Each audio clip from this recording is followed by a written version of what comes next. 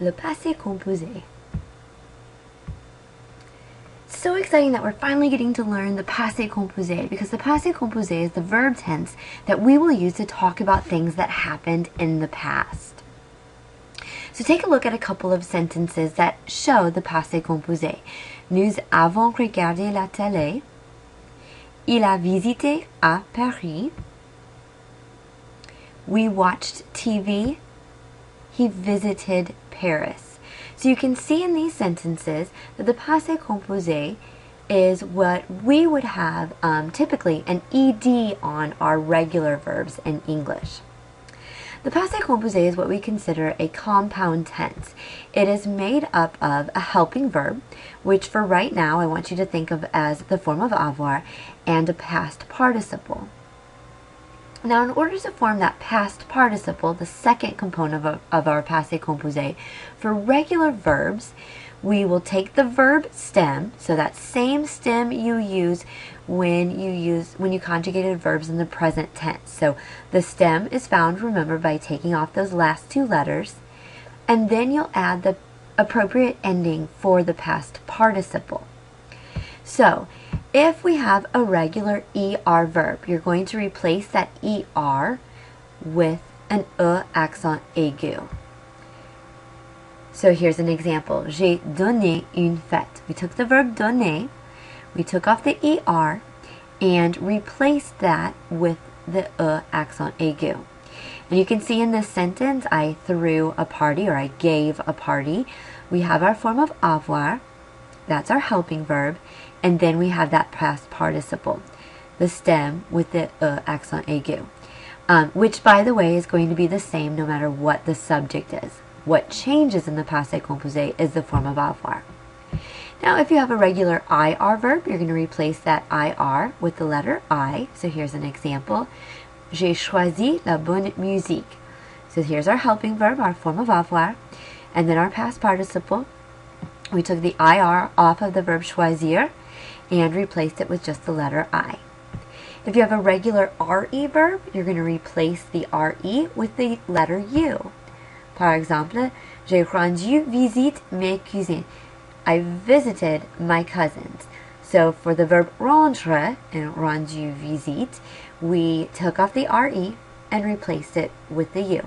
And before that, we have our helping verb. You could think of it as I have paid a visit to my cousins. So here's a couple of other examples. J'ai parlé avec mes amis. Nous avons fini l'examen. So you can see in both of these sentences we have our helping verb, our form of avoir, and then the past participle, which is formed with the stem, and then the ending, the past participle ending. Parler has the E accent aigu, and fini has the letter I. Here's another example. Il a attendu ses amis. He waited for his friends. There's our form of avoir, and the past participle of attendre is attendu. The passé composé has several English translations. Yeah, you already know that there's lots of different tenses in English and not as many in French.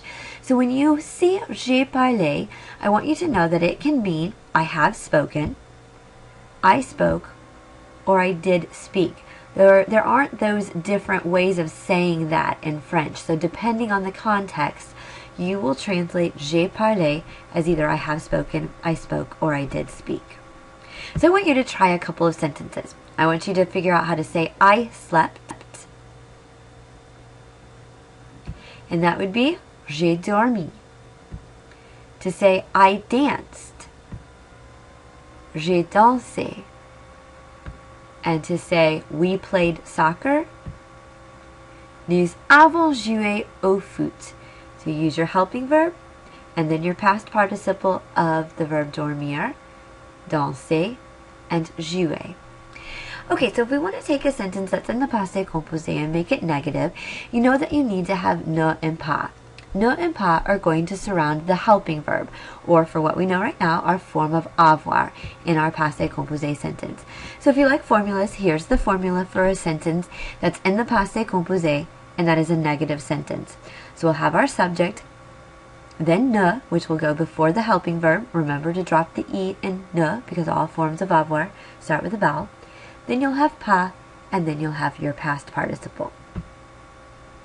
So here's an example. Je n'ai pas mangé le dîner. I did not eat dinner. You can see ne and pas surrounds our form of avoir.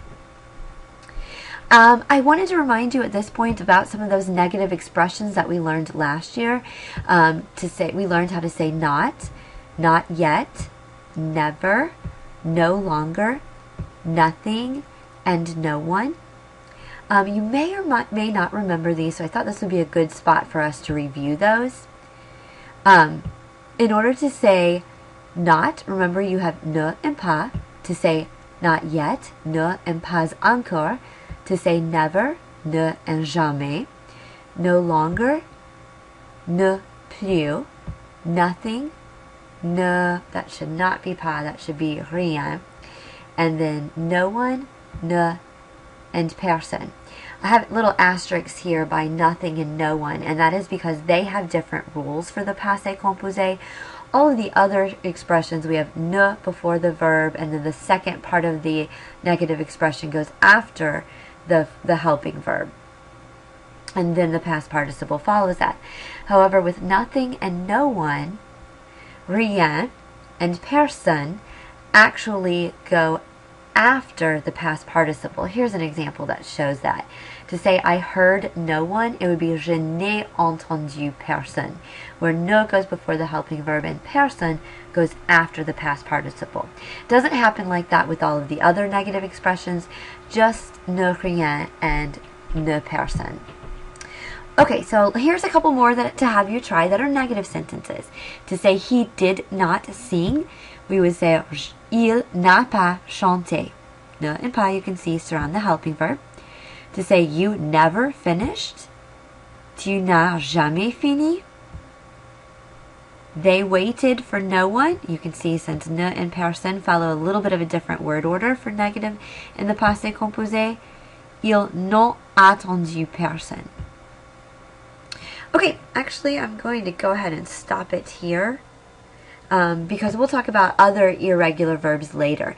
That about does it for our basic passé composé, something that we're going to use all year long. So it's really a good idea that you understand how to put any regular verb into the passé composé. Au revoir les élèves.